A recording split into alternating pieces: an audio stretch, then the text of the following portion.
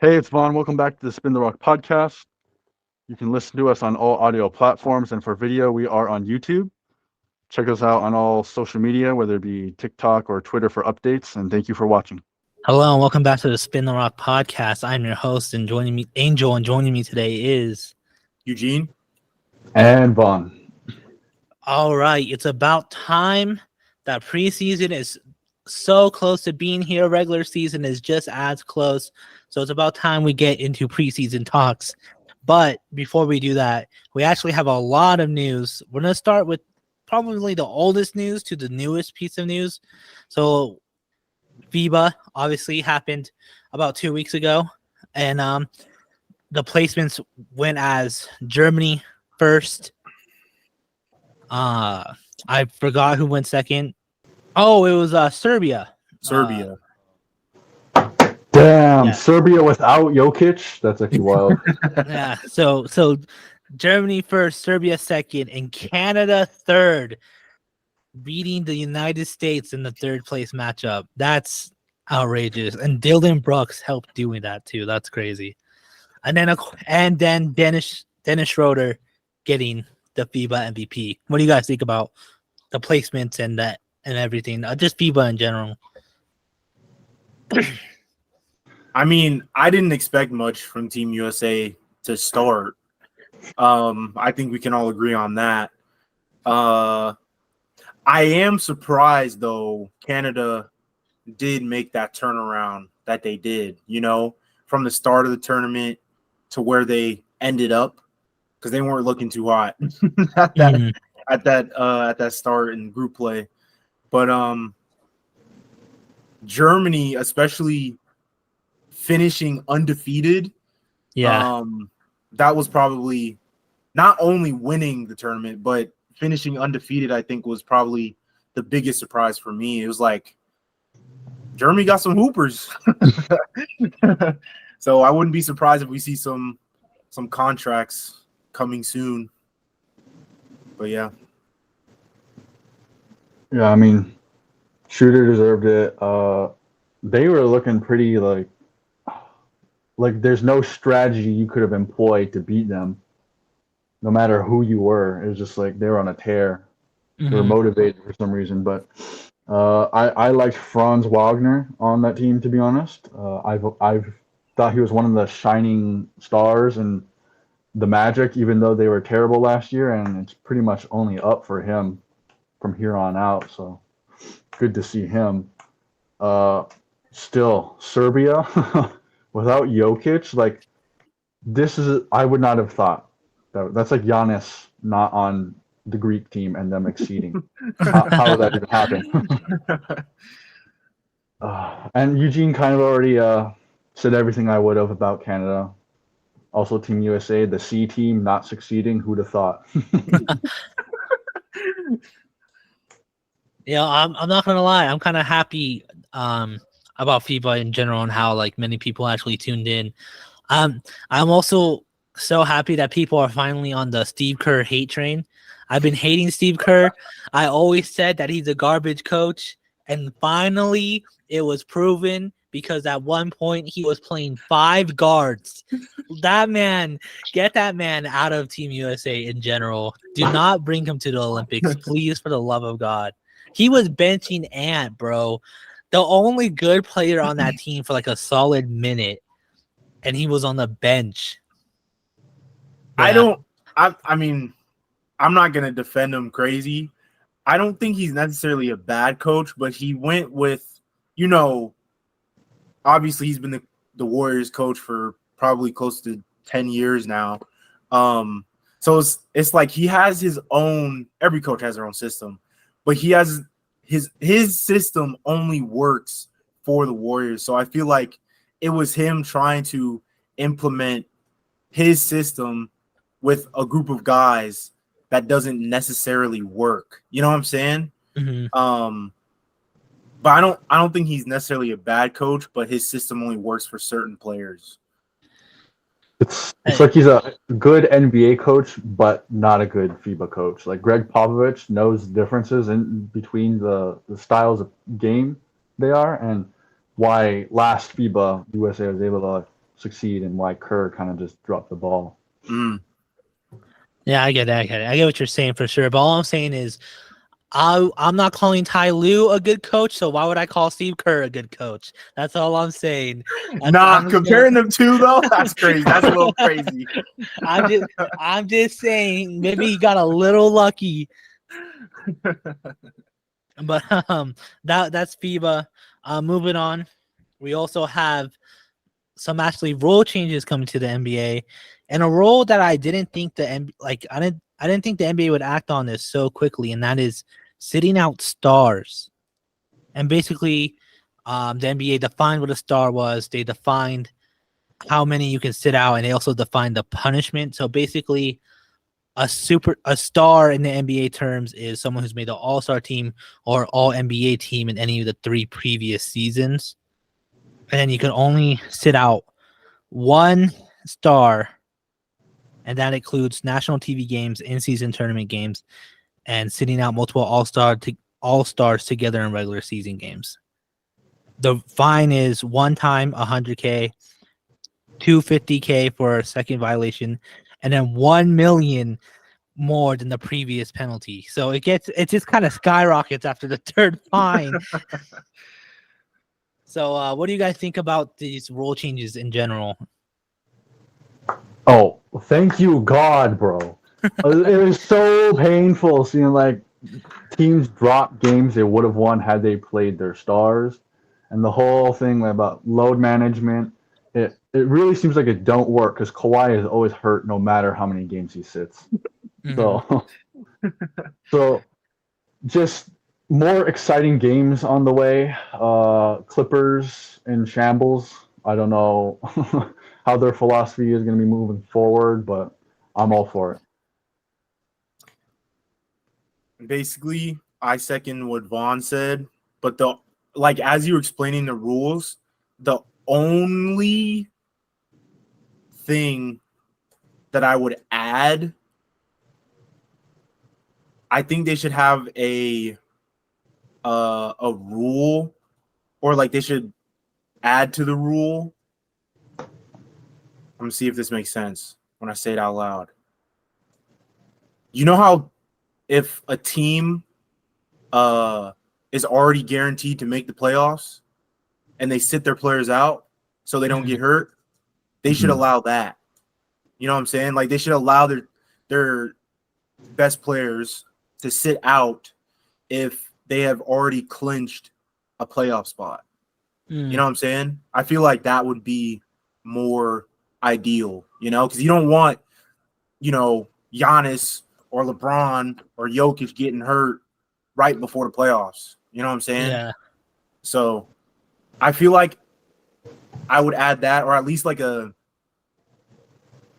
2 weeks before the regular season ends, they kind of like add that somewhere or something. Yeah. But I think that would be like the only thing I would tweak about it. But I'm in favor of the rule in general. Yeah.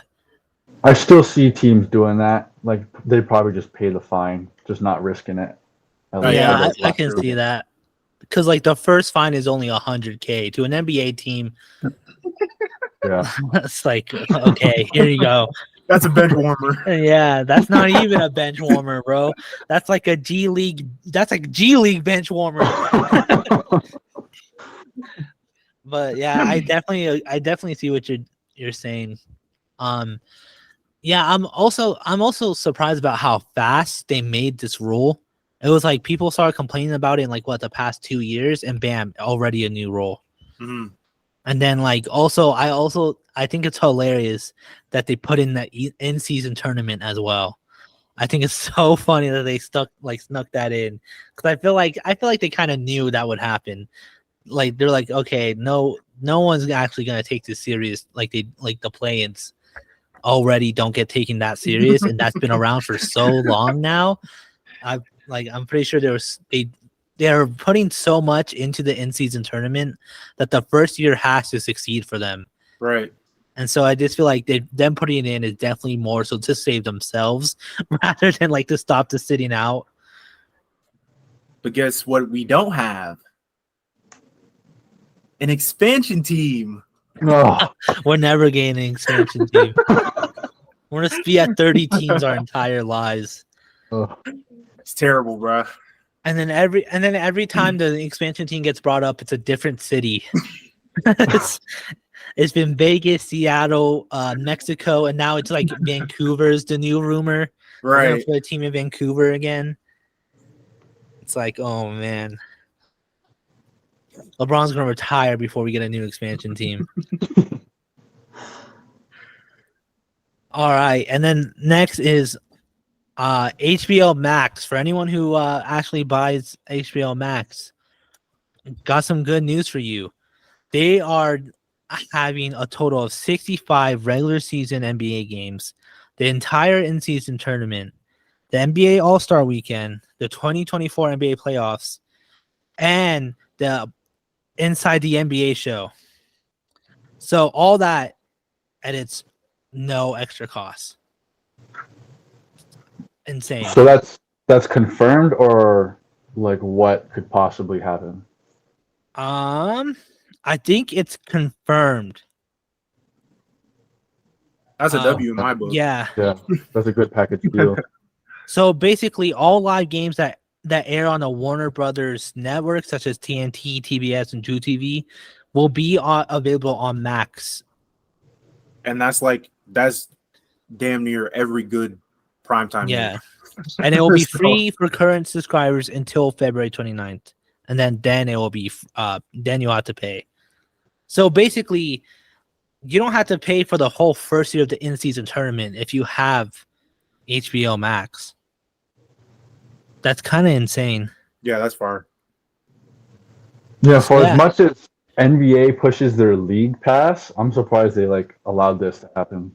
No, for real. Because I feel like I do wonder though when they start charging people to have this NBA expansion, the price difference between their league pass and HBO Max with the NBA package. Because the league pass is expensive as like so expensive. And it's just terrible. I Yeah. hated it when I used it. Oh yeah, it's like you can't watch like your team basically. Right. It's not So- very user friendly. It's fucked. Yeah, so I like if it's like the HBO Max and then like an extra $30, that's $45 compared to the almost 300 that the League Pass charges you for. So yeah, that's gonna be insane to see how that works out on HBO Max. Moving on, we got some trade talks. So we're gonna start on the lesser trade news, or not lesser, but not the one we've been wanting to hear. Hield is officially on the trade block for the Pacers.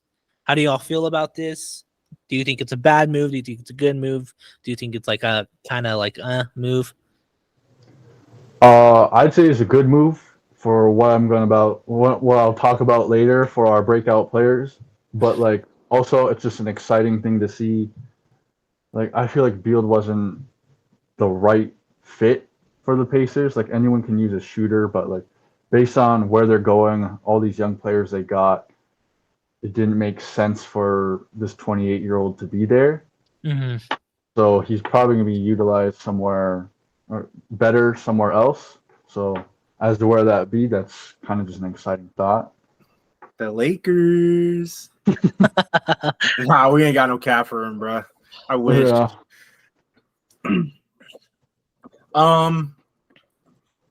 I mean, it sucks for the Pacers because they're losing shooting, but I guess if they can replace him somehow with someone as good as him, but I feel like that's going to be hard to come by, you know? But I mean, I guess we'll see what happens if they trade him or they don't, you know? Yeah. I'm also curious on who's going to actually go for him.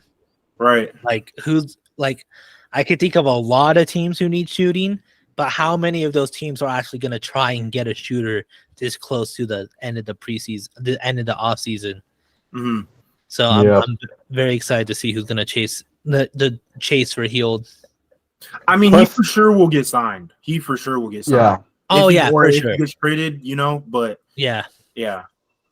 Plus he wants money. So either like a team who's competing right now will likely not be able to afford him, but want the 1 year rental, Hmm. or it's gonna be a bad team trading for him, give him his bag, and hopefully try to flip him for later, I or hope try it's to not a build bad with him. team though. Yeah, I really want to see him succeed somewhere.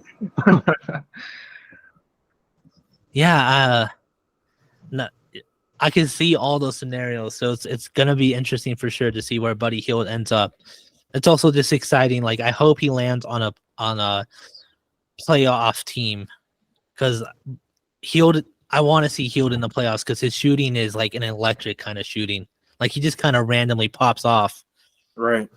So it's definitely gonna be interesting to see where he ends up. And on the flip end of trade talks, while someone is up for trade, someone is getting taken out of trades, and that is Blazers are taking Dame out of trade talks. It's been what?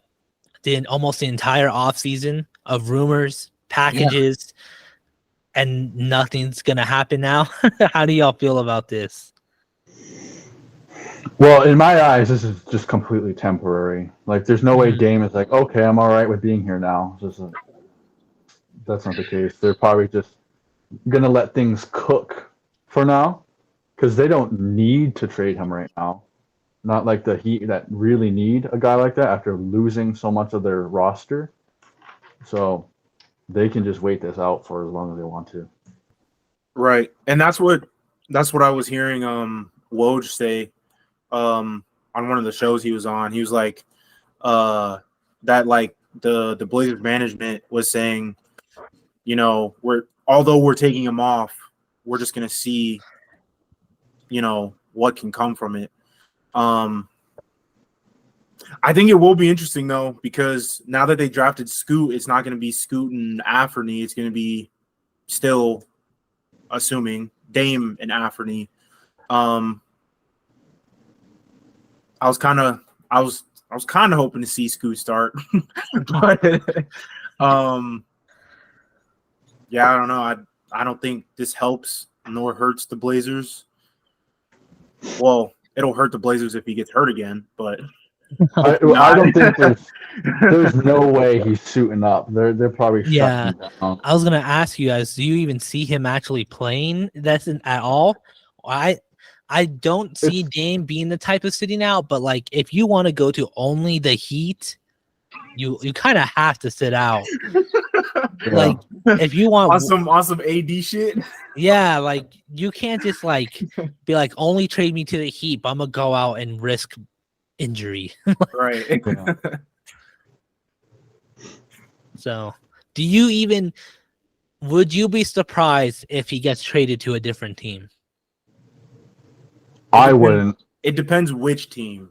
Like if he gets, I'm not saying obviously this probably would never happen, but like if he gets traded to the fucking Magic, like then I would be surprised.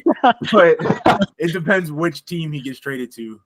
I've seen the Bulls have been in the hunt. The Raptors want him, so it could be like a Donovan Mitchell to the Cavs scenario where no one really Yeah. saw that one coming.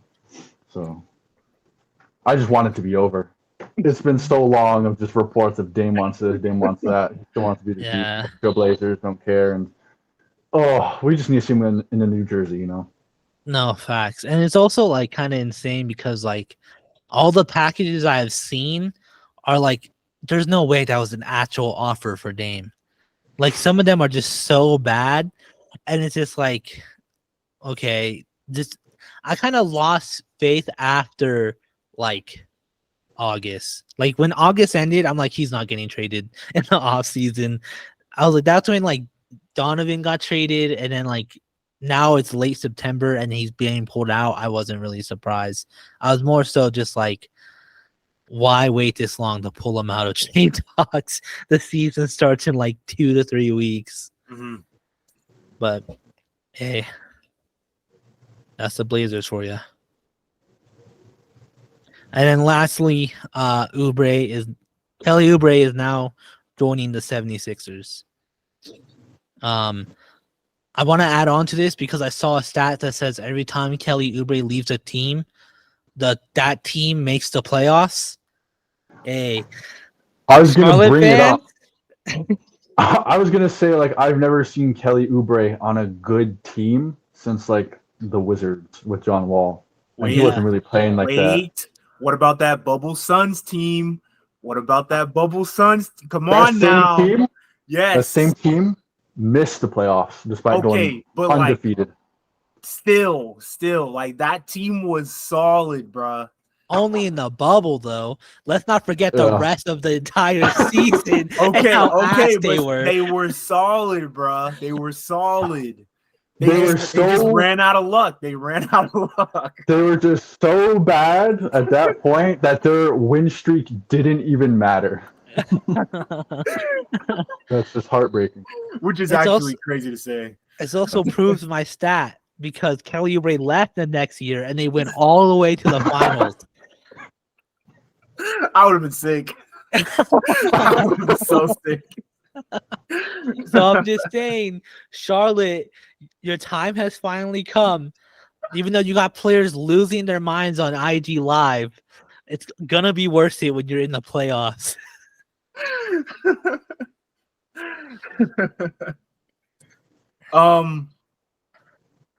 Me personally, I like Kelly Oubre. I think he's like one of those sleepers who can always help a team because he can put up numbers. He is streaky, but when he's on, he's on. He could probably complement James as well on the wing. So we'll see. I doubt he's going to start, but It's wild because he's a 20-point scorer, and I didn't really know that on the Hornets, like 20-point scorer from Kelly Oubre, and it just feels like to me he's an Andre Drummond type player, where like he looks like he could be good on the stat sheet, but then you watch him, and he's kind of like not really impacting the game. He's kind of just like neutral. Like no matter how many points he's scoring, he's probably getting scored on just as much. Yeah, that's definitely. It's like one of those guys who like drops like the Chris CP3, and he shoots a 3 to cut down the lead to like 25. Like that's kind of like how he is. Like it's just like he can get his numbers, but they're still his numbers. It's not necessarily like that's the reason why they won the game, or even that's the reason why they lost. It was more so like, and then like he dropped 20 points and they lost by 5 or something like that, or they won by 10. Like it's just kind of he just kind of does it and nothing really comes out of it. Yeah, it's definitely going to be interesting for sure. I do agree with Eugene. He is a sleeper. He's definitely going to be one of those players that when we are old heads, we're going to be like, now let me tell you a guy that you never heard of, Kelly Oubre Jr. He was facts, though. You know why Supreme is banned in the NBA? I forgot about that. So yeah, I definitely agree with what Eugene said. But yeah, that's all the news we have. Moving on to the hot seat before we get into our main topic. And because the regular season of past is so far out now, we're coming up to the new season. The kind of in the moment has died off. So I want you to rate the 22-23 season on a scale of 1 to 10, including playoffs, play-ins. Play-ins were a dud. Those were a dud. I don't know. We got Rudy Gobert trying to punch his teammate in the play-ins.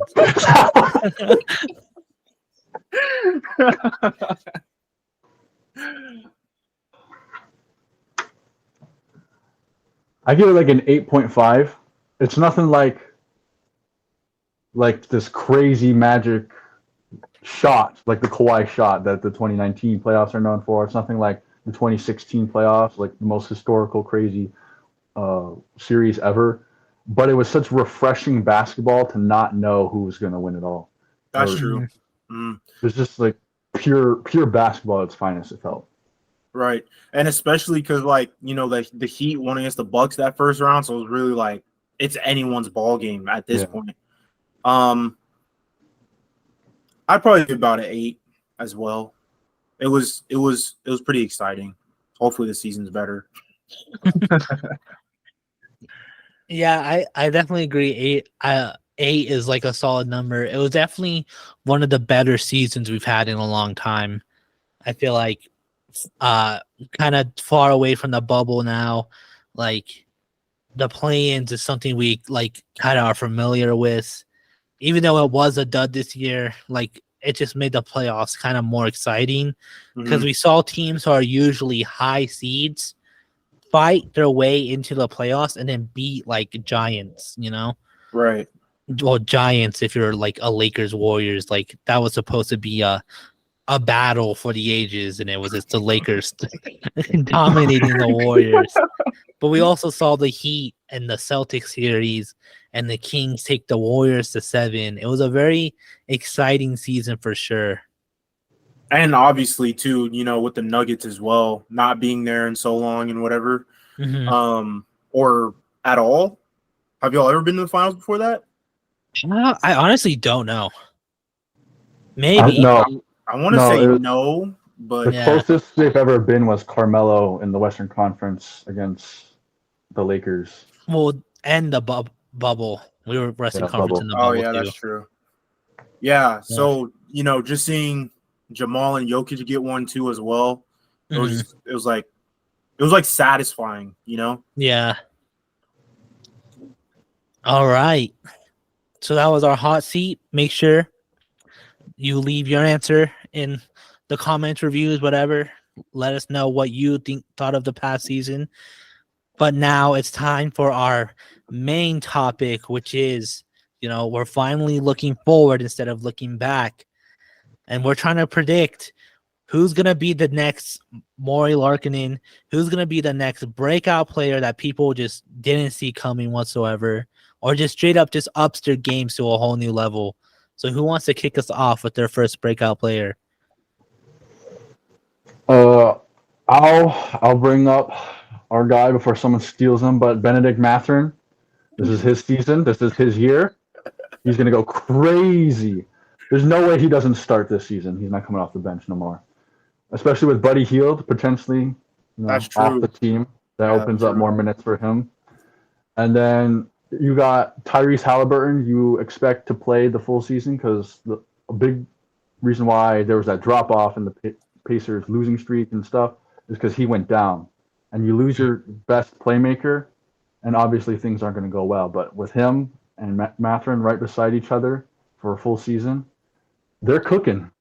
Not to mention they got Obi Toppin too.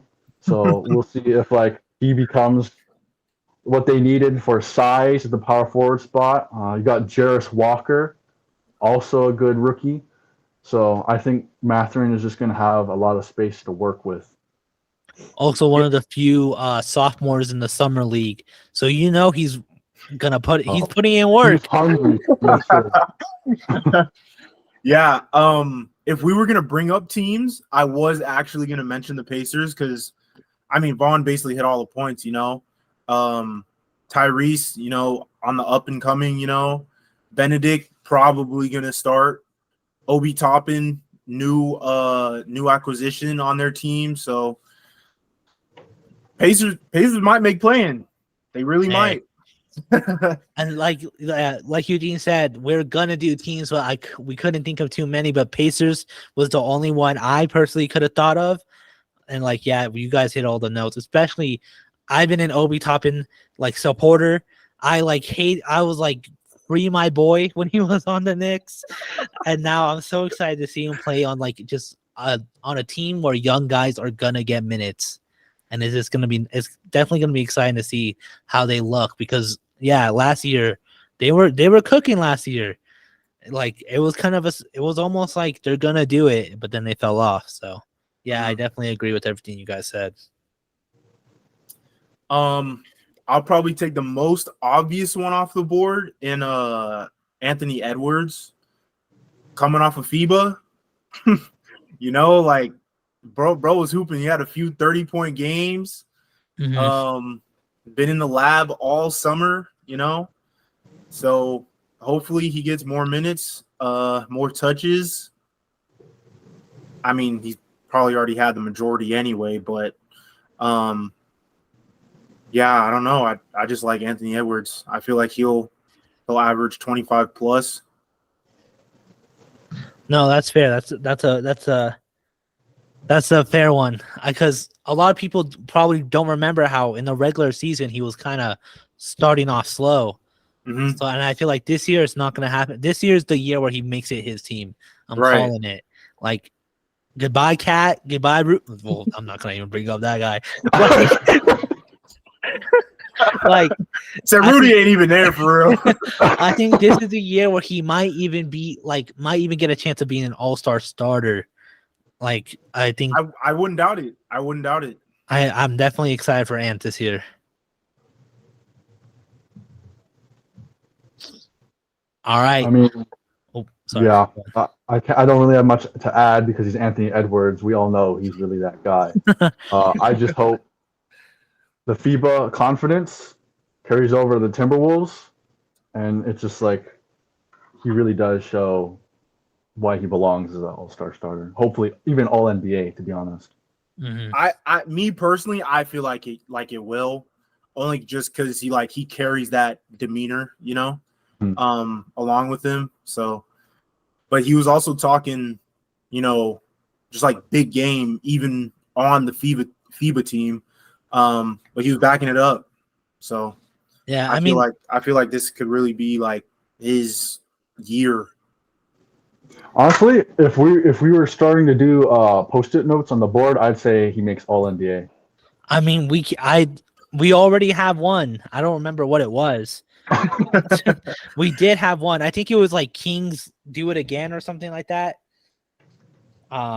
Wait, which team? First or second? I don't remember, bro. I honestly don't remember where I put that. I'm like looking for it. I can't say whether he makes first, second, third, all NBA. I just know he's gonna be all NBA. He's just gonna make one. Yeah. All right. This time I'm actually gonna write this on a sticky note so that I don't lose it. Where are my sticky notes? You know what? I'm just gonna put it up here. All right. But all right. Another addition. Well, I don't want to say another because I don't know where the first one went. But let's just say the first addition to the board, Vaughn, Ant will be all NBA. And you know what? I like Eugene said, he like has a demeanor with him this coming off of FIBA. But if you think about it, he went from carrying the Timberwolves in the playoffs and play-ins to carrying Team USA in FIBA. Like, there's no way he doesn't start off like flaming hot this regular season. Right. Like, he literally took like no days off, So. All right, my guy, another obvious one. I was kind of worried, but he made it. I was going to say Keegan Murray. And I was going to say Keegan Murray is going to be the reason why the Kings season isn't going to be a fluke and why they're going to make the playoffs again. I think he, like I mentioned with Benedict, how he was one of the few sophomores at the Summer League. Keegan Murray was also a sophomore at the Summer League. And he did so well that people were mad that he was there. Like, that's how good he did at the Summer League. So I just think Keegan Murray is definitely going to take a big step and is going to be one of the reasons why the Kings previous season isn't going to be a fluke.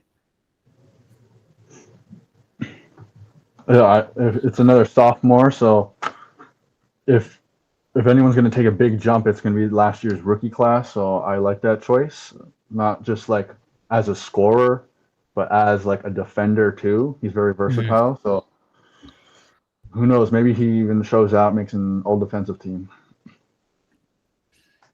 I'm not gonna lie, I'm not familiar with this game. So I'm just have to watch more Kings basketball. Eugene's gonna have a Shaq moment. Literally. I don't want to say nothing too crazy, but yeah, I was kind of high on the Kings last year, and I think I'm even more high on the Kings this upcoming year. Cause like I just feel like they're a hungry team now. Like, there's no way they're not gonna try to replicate what happened last year, and more players are gonna be on board for sure. I can say my second one. Vaughn mentioned him with FIBA. Franz Wagner, Magic. They might get rid of some players this year. I heard that what's his name? Anthony Cole Anthony. Cole Anthony is up for trade. Really?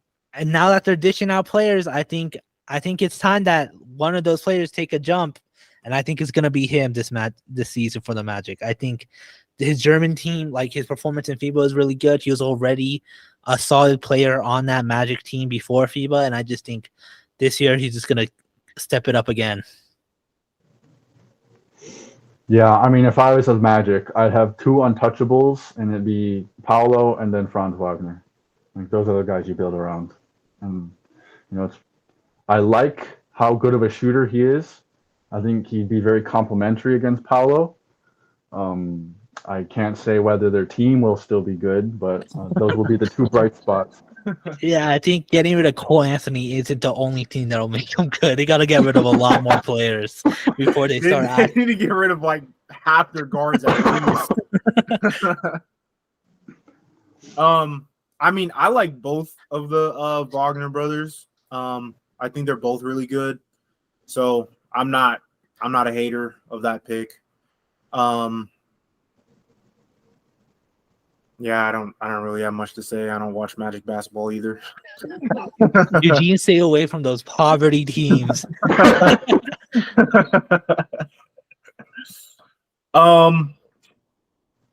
Okay, mine might come as a little bit of a surprise, as I used to talk.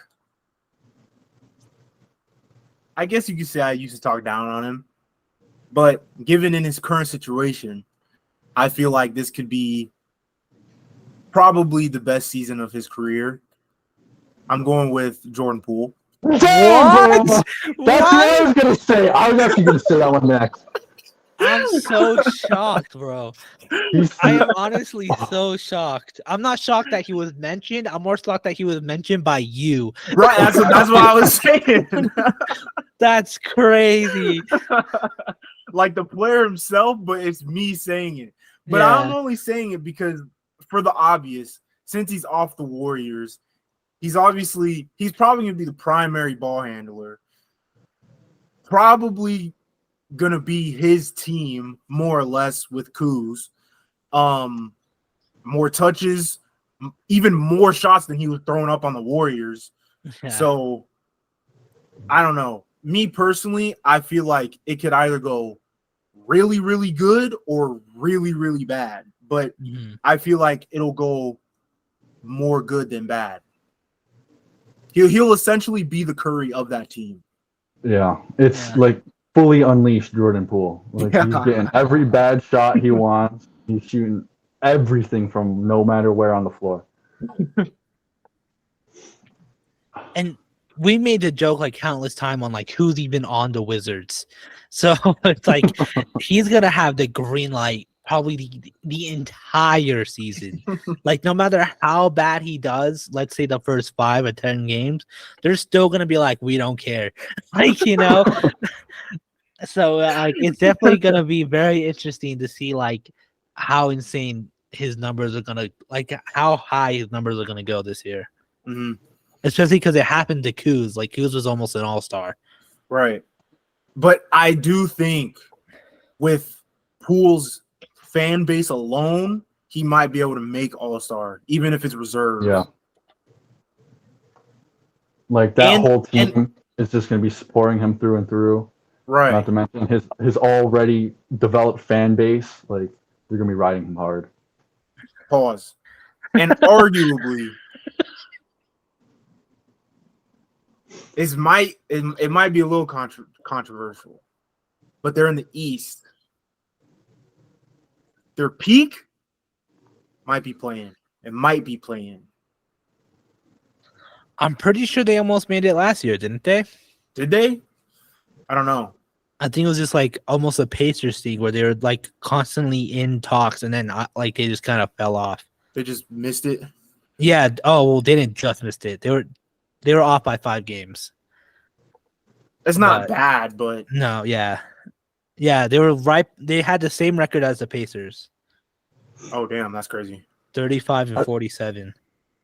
I don't think it's too far off to say because last year they had a Bradley Beal who was like tired of being on the Wizards, watching all these losses pile up, and now you got Jordan Poole, and it's like this is my team.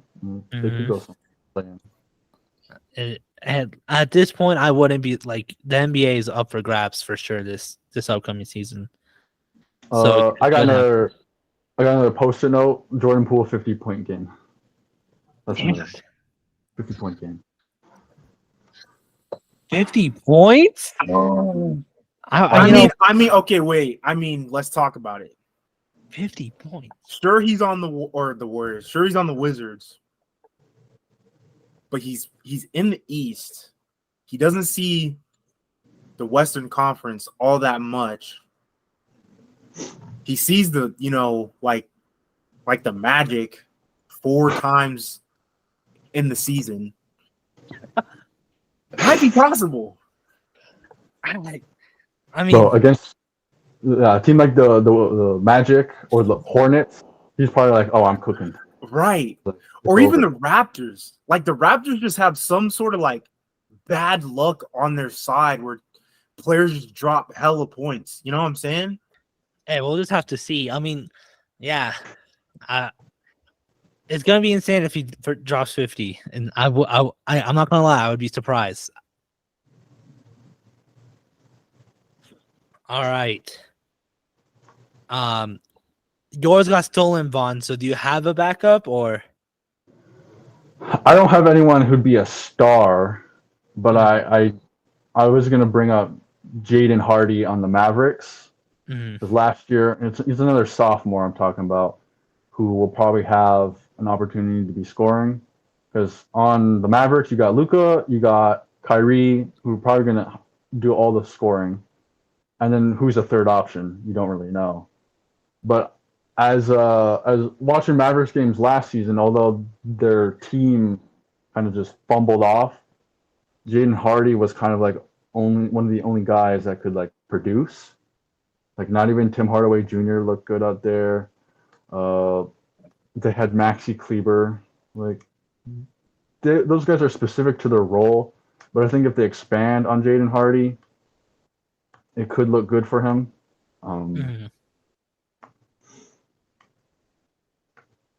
Oh, I do got one. Devin Vassell on the Spurs. So Devin Vassell was basically a 20-point scorer on the Spurs team. And now you got Wemby, who will probably take some of the pressure off of him. And not to mention Keldon Johnson, who was also near 20-point scorer. But I think you look at Devin Vassell's game, looks more modern compared to Keldon Johnson, who plays more down low. So, yeah, I'm going to say Devin Vassell. That's a good one. Yeah, I tried to stay away from the Spurs because I feel like the Spurs, like you said, like they have so many players you can choose from. I almost said Keldon Johnson, but I feel like I've been saying Keldon Johnson. Like I say it almost every year. And like last year, he almost broke out, but like it just kind of didn't happen. And now with Wemby, I just feel like it's gonna be hard for any of those guys to actually like push themselves to the next level. But like I definitely see what you mean with Vassell. Like, yeah, it might be a load off for him for sure. Oh, plus last year my rookie I liked was Malachi Branham, so he could even be in the same category of maybe breaking out. Just depends on the scenario. Yeah, I'm not familiar with this game either. I'm not gonna lie. Another poverty franchise. Oh, Keldon Johnson. I was asking, is he really a breakout star though? Because he did make that Olympic team. I mean, barely, but still. I think for me, breakout is like marketing type levels. I think like the only reason why I keep mentioning him is because he was the most recent breakout. Mm-hmm. And I just feel like with Keldon Johnson, he's one of those players that just constantly get brought up as in like players to get excited about. But like he hasn't really broken out yet. I think it's gonna be. I predict, like me personally, I think it's gonna be like almost like the guy on the Hawks. He's also a Spur. DeJounte Murray? Yeah, I think it's gonna be like DeJounte Murray, where even though he was in the league for a lot longer than people realize, he just now started like actually putting up solid numbers and stats. I think it's gonna be like that for Keldon Johnson. I think eventually it's gonna get to the point where like people don't realize how long he's been in the league, Right. and like but like at the same time still appreciate how far he's come, because he's almost there now. Like he's almost there now. It's just like there's that one thing missing for him to be really a breakout guy. It might just be like team success, like get eyeballs on that team. If like Victor Wembanyama is the dude that people say he is, and like the Spurs look like this crazy good team, but really young, it might take something like that. Maybe just the usual progression as a player developing their game. I honestly wouldn't be surprised, like, if like Wemby actually is as good as people thought he was gonna be, and then all of a sudden, the other players are also getting hype, like Jeremy Showen and like everyone else are all of a sudden like he's cold too. Like, don't just sleep on I wouldn't be surprised if that happens. I mean, the Spurs definitely do got something cooking, but it's just they're so young. Like, oh yeah. They're so young. So Popovich got to like come up with something crazy for it to actually like work. I'm not down his abilities, obviously, but it'll be interesting to see like how the Spurs develop. Yeah, and I'm honestly more interested to see how much longer Popovich coaches. I honestly wouldn't be surprised if he coaches until like he's basically on his deathbed. Like, I wouldn't be surprised. Didn't he just re-sign for like more years? I'm not sure. 5 years. Yeah, 5 years. That's crazy. Isn't he like pushing 80 now? Close to it, yeah. Crazy. Yeah. Well, because the Spurs for a long time were like just a farm team. Like, look how many players they pushed out of there. Portal and DeJounte Murray and like the Lonnie Australian Walker, Derek White, Right. Yeah, he's 74 years old, bro. Maybe that's when he'll retire at 79. But yeah, so I wouldn't. Yeah, it's definitely gonna be interesting to see like how many seeds they jump this year, if any. Because there's like the side of Wemby is as amazing as everyone thought he would be, or the side where like that summer league performance is his entire career. You just don't know. So definitely gonna be interesting for sure. Since we're talking about young teams, I'm surprised none of us brought up someone from the Thunder. Just based on how many. I was thinking about it. I was thinking about talking about SGA. I think he's already considered a star. Yeah. How much more can he add to his game to like show himself? Josh Giddey, or I don't remember if he starts or not. But the dark-skinned Jalen Williams, you could argue. But I don't think this will be either one of their seasons yet. Bro, I am big on Josh Giddey, though. How did we forget about Chet? Well, technically a rookie going into this That's season. true. Yeah, but he could still be a breakout guy, because we still haven't seen it. Because Chet technically still hasn't lived up to the hype. Like, he hasn't had a hype to live up. Yeah, that's what I'm saying. Like that was my issue. Is like I thought no one on the Thunder like could break out because everyone's already kind of there, except for like Jalen Williams, like Eugene said, is like probably the only one who could maybe break out. And then it hit me. Chet hasn't even played a single game of NBA basketball yet. So like he could like maybe be a breakout player for the Thunder. I mean, I feel like that case would be stronger next year. Right. Yeah. It doesn't matter how good he is this year. Like he could be even better next year. So true. I mean, I guess the only thing breakout wise for me personally, it would probably be like he averages like 25, 7 and 5 or something crazy like that. You know what I'm saying? But I feel like breakout as a rookie is rookie is a stretch. Yeah, I mean, I get it. I see what you guys are saying. It's just like it just dawned on me, like how we still haven't seen him on the Thunder yet. Right. I mean, But yeah, I guess we can talk about him too, like just while we're on the topic. He got a lot bigger than oh yeah, when he got drafted. So it'll be interesting to see, like, obviously how he plays, but also how the Thunder implement him. And even if he starts, because we don't know if he's going to start or not with them. But yeah, the Thunder season is going to be really interesting, probably even more than last year to watch. yeah, for sure. It's gonna be a team to tune in for sure. I mean, if we're still doing breakout teams, the Thunder would definitely be one. Yeah, I 'Cause they would barely- agree with that. They barely Um, missed it last year. I'm definitely more excited to watch a team like the Thunder as opposed to someone like the Sixers. Because you Mhm. already know what you got with the Sixers. It's basically the same team last year, but you got Kelly Oubre. Whereas you got a lot of young guys making jumps. Well, they did get rid of Matisse. I think that was a pretty big loss for them. I'm not gonna lie, because he did Yeah. provide a lot on the defensive end. Yeah, and then Plus- they got one of the McDaniels. I can't remember, but they didn't even use him. So it was like, what was the point?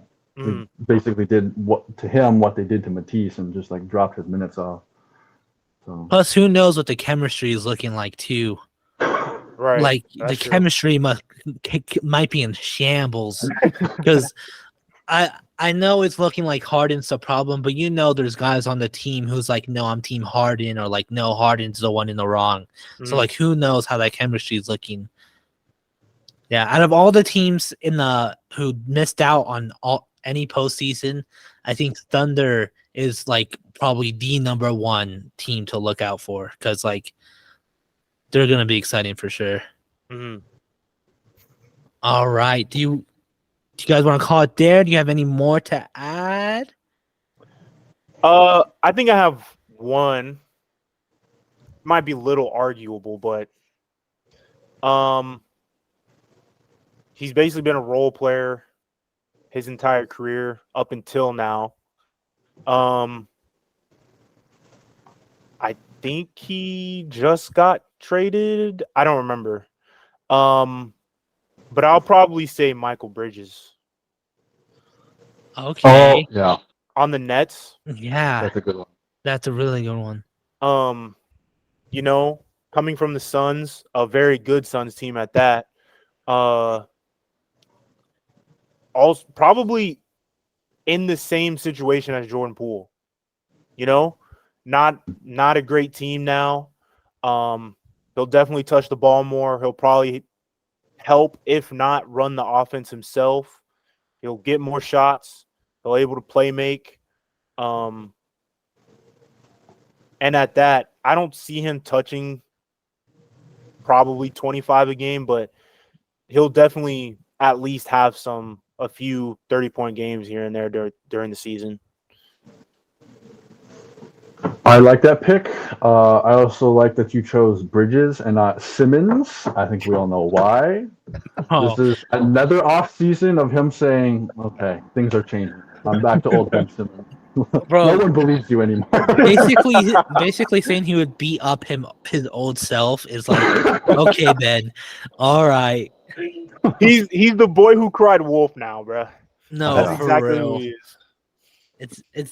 It's no longer surprising when we see Ben Simmons have some crazy like "this is the year" quote in the off season. Yeah, yeah. I thought about saying Cam Thomas, And then I was like, no, the Nets aren't gonna play him. So then I instantly like just didn't even want to bring it up. Yeah, kind of crazy. They'd rather give Simmons more minutes than Cam. Like, come on. Who like had insane stats every single time he touched the floor. I know. I guess one more I'll throw in is Evan Mobley. Every year, it seems like he's improving his stats, and I just want to say this is the year that the Cavs look complete. Mhm. They got the shooters they needed. They have their main dude in Donovan Mitchell. They have a good number 2 and playmaker in Garland, and I think it just benefits Mobley to have those pieces around him, and he can just feel more free to do what he needs to do. I'd like him to have a more consistent jump shot, maybe even a 3-pointer, Miles Turner type deal. So I don't know if that's what it's going to turn into, but that's what I'm hoping for. Yeah, I was thinking about the Cavs as a breakout team only because like they couldn't get past the Bucks and Celtics, for that 1 or 2 seed. I don't know how you guys feel about that, but I like Mobley as a pick. I definitely like the idea of Cavs as a breakout team because they also couldn't like they were fourth, and they were fourth for a long time. Like the second the Sixers took the 3rd seed from them, like it was basically just Cavs and Knicks fighting for the 4th. Mm-hmm. And then like the disappointment in the playoffs where the Knicks beat them, like it was just like I think calling them a breakout team is definitely a good call because like there's a lot for them to improve on for sure. And it was Mitchell's first year with them, so who knows what they're gonna look like in the second year. Like chemistry wise, this year should be like through the roof. Yeah.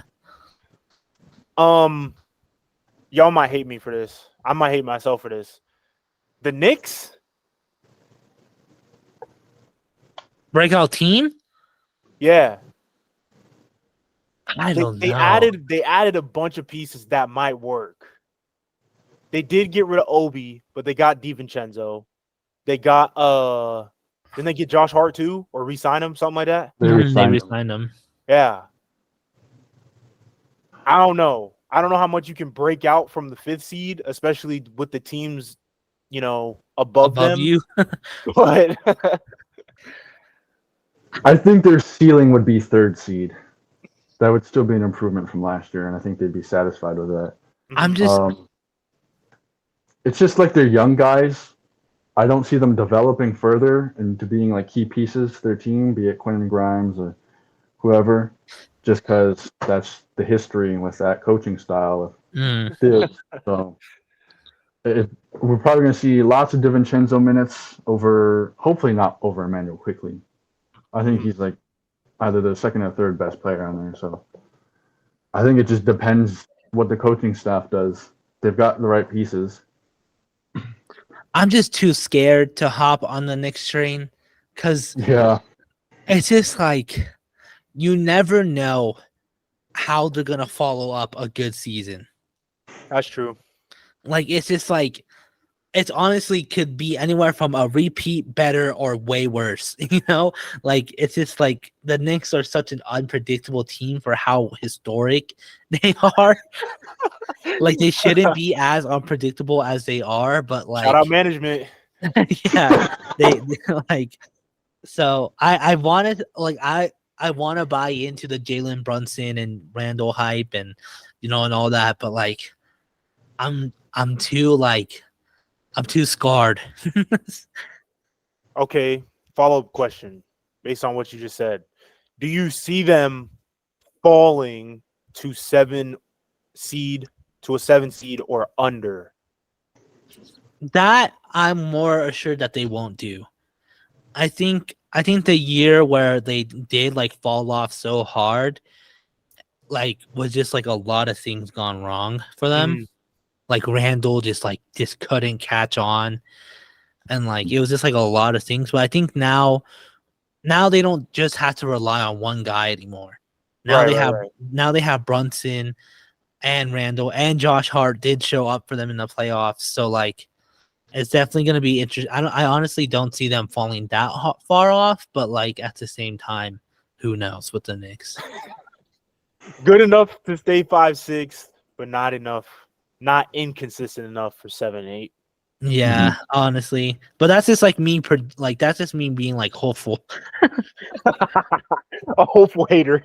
Yeah, It is like the competition isn't as fierce in those lower teams. Like even like a team like the Bulls, I would say the Knicks are a lock to be better than, just because like the Bulls haven't figured themselves out, the Raptors are still figuring things out, and the Knicks kind of have a direction. Raptors are a Right. mess. So yeah. All right, and for once, we're not ending it on Knicks slander. Thank you for tuning in today. If you are watching on YouTube, make sure you like, comment, and subscribe. Let us know who you think is going to be a breakout player. We are on all podcast platforms at Spin the Rock. So check us out there. Make sure you leave us that 5 stars and leave a review too. Even if you hated it, it's still a review. So make sure you leave that there. We're on all social media platforms as well at Spin the Rock, where you can catch clips, episode updates, and all that good stuff. Thank you for listening, and we'll see you again next week. Because we're coming up, so now we're going back to once a week. So we'll see you next week.